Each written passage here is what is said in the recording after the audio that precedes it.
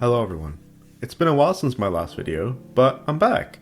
This time I'll be revisiting the 290X video I did 2 years ago with an updated version. The video I put out at first was very flawed.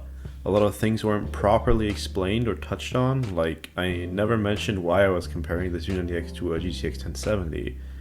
I also made graphs for the benchmarks way too small, like you couldn't read what was on the graphs, you just had to kind of eyeball it. So consider this an update video to my original video. I'm once again testing the 290X with some of the same titles from the original video as well as some new titles. Some new popular titles, some not so popular titles, a little bit of everything. Let's talk a little bit about the new card, shall we? Overall, I like the design of the Sapphire model. It's not often you see yellow or orange shrouds on a graphics card anymore. Back in the day, they just had a different look to them, one that I appreciate. It's got a 3-fan cooler with 5 heat pipes in total. It's a pretty long card as well, although it is only a little bit thicker than 2 slot. So you'll probably be able to put this into an ITX case like I have here, provided you have a case that fits its length, cause it's a long one. The ports remain the same as the reference 290X, 1 HDMI, 1 DisplayPort, and 2 DVI ports. Now I'll throw some specs up on the screen in regards to the GPU itself. It'll all be going into this computer here. It has a Ryzen 7 3700X, so a bit of an upgrade over the 2700X I was using previously. 16 GB of RAM running at 3200 MHz, a 500 GB SSD, and a Aorus X570i motherboard from a Gigabyte. All this sitting in the NR200 mini ITX case.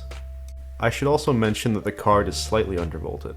Again, like the 1% core clock increase, this will not make a difference in performance, as the card is still running at 1010 MHz, but the card ran a bit too loud for my taste, and since this is my personal desktop, like this isn't just a test rig that I rigged up for this video, it's my actual computer. I decided to tweak it a little bit so the card doesn't run too loud. Enough of that, let's get into the benchmarks. I'm testing 4 games again, some new, some old like previously stated. We have Overwatch, Call of Duty Modern Warfare, Darksiders 3, and Metro Exodus. The benchmarks were a tad longer this time, so the averages and most importantly the 1% and the 0.1% lows are a little bit more realistic than last time. I should also mention that some areas in games like Metro and Darksiders are more demanding than others. I wasn't going to play through the entire games just for this video, so expect some levels and areas to be more demanding than others if you want to actually buy this card.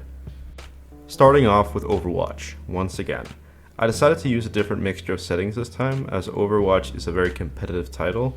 However, frame rates really matter, and last time I tested the games with epic settings, which weren't really that realistic for most Overwatch players, myself included. I did however test the game in both 1440p and 1080p, just like last time. This is just because I wanted to stand by my statement from the last video that the card is a decent 1440p performer, and could definitely play at this resolution if you're willing to drop some settings. Anyway, at 1440p with the medium preset and 100% resolution scaling, we got these results. Over 100 FPS in 1440p medium, which is great. The card is really stretching its legs here and is running the game very well, almost hitting that 120 FPS sweet spot. If you want to run the game at a 144Hz monitor, even at 1440p it's probably possible at the low or the lowest settings. At 1080p we hit that 144 FPS mark. In fact, we far exceeded it. 200 FPS average is very comfortable, and the game still looks great. Moving on to Call of Duty Modern Warfare. At 1440p with the lowest setting at 100% resolution scaling, the average is just below 80, with the 1% lows looking pretty good, but the 0.1% lows leave something to be desired. It ran alright, but if you're planning to play Modern Warfare competitively, much like Overwatch, you should probably stick to 1080p. Speaking of which, at 1080p with the same settings, we got a little over 100 frames per second average, so that is much more playable in my books.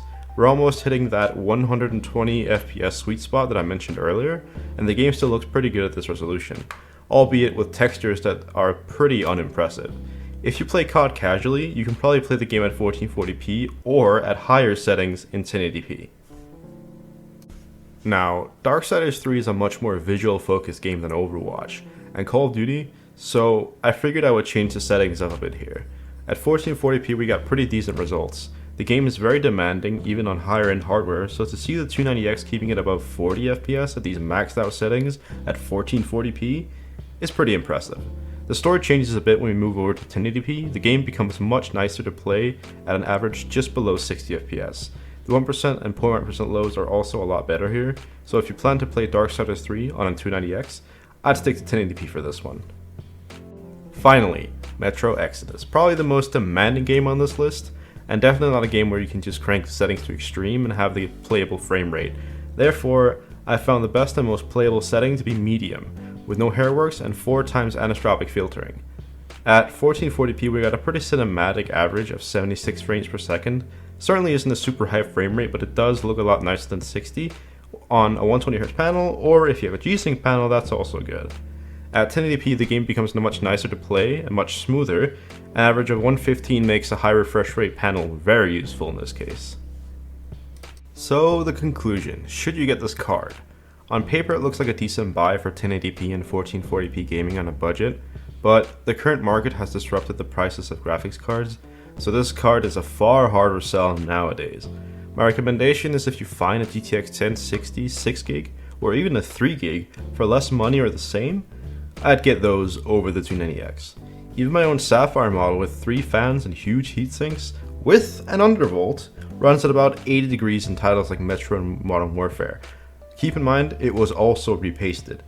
It ran at about 2600 RPM, 40 to 50% span speed, thereabouts, and from what I've seen, that is the case with a lot of 290Xs, especially the reference model, which is never a good buy. Do not get a reference 290X, unless you plan to waterblock it, but I also had a solution put forward in my last video, which was to get an Arctic Accelero cooler, which could be a good buy, but the problem is, it's at least 40 or so euro, or about 50 bucks more, and at that point it's just better to buy a better, more power efficient card in the first place.